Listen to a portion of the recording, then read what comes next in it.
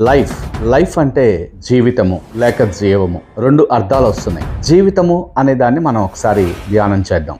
మనం పుట్టిన క్షణం నుంచి మరణించే క్షణంలోపు మధ్యన ఉన్నటువంటి ఈ కాలమే జీవితము. ఇది దేవుడు మనకిచ్చినటువంటి వరము. ఈ జీవితాన్ని మనం ఒకసారి చూస్తే కొన్ని దశలుగా కొనసాగుతూ ఉంటది. బాల్యము, యవ్వనము, నడివయస్సు, వృద్ధాప్యము. ప్రతి ఒక్క దశలోనూ ఈ లోకంలో మనం నేర్చుకోవాల్సినటువంటి ఎన్నో విషయాలు నేర్చుకుంటూ ముందుకు వెళ్తూ ఉంటాం. అయితే ఈ జీవితంలో మనమే జీవిస్తున్నామా, లేక దేవుడు మనకి వరముగా ఇచ్చినటువంటి ఈ జీవితంలో, ఈ శరీరంలో వేరొక వ్యక్తి వచ్చి జీవిస్తున్నాడా అన్న యొక్క మర్మము ఈ రోజు మీకు తెలియచేయాలని అనుకుంటున్నాను. ఈ లోకంలో జన్మించినటువంటి ప్రతి ఒక్క వ్యక్తి జీవితంలోనూ తను మాత్రమే జీవిస్తున్నాడా అని తెలియాలి అంటే దేవుడు తన స్వరూపంలో తన పోలిక చొప్పున సృజించినటువంటి మానవుడిని ఏ రకంగా సృష్టించాడో మొట్టమొదట మనకి అర్థం కావాలి. దేవుడు మానవుడిని సృజించినప్పుడు ఆత్మరూపిగా సృజించి తనకి జీవాన్నిచ్చి ఈ జీవాత్మని నేల మంటితో నిర్మించినటువంటి శరీరంలోనికి ప్రవేశపెట్టారు. ఈ శరీరాన్ని ఈ జీవాత్మ విడిచి వెళ్ళడమే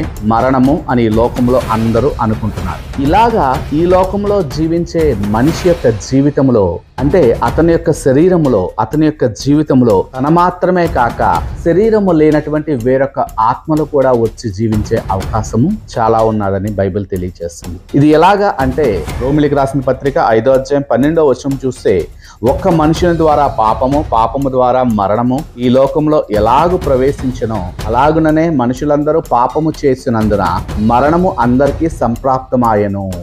సో ఆదాము చేసినటువంటి పాపం వలన ఆదాము సంతతిగా జన్మించినటువంటి ప్రతి ఒక్క మానవుడిలోనూ అదే పాపరక్తం ఉండడం వల్ల అపవాదికి అందరిపైన అధికారము ఏర్పడుతుంది.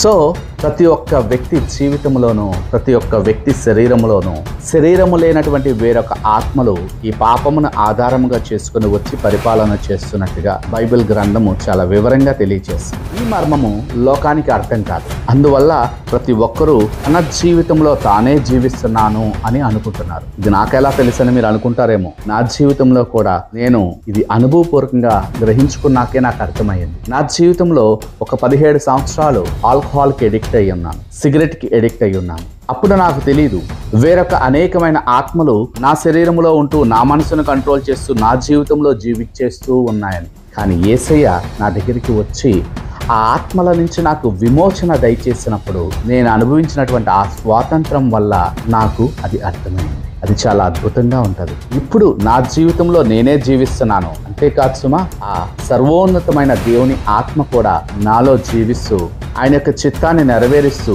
ఆయన మహిమ కొరకు నన్ను వాడుకుంటున్నారు. ఈ విషయము బైబిల్ తెలియచేసే గొప్ప మర్మము.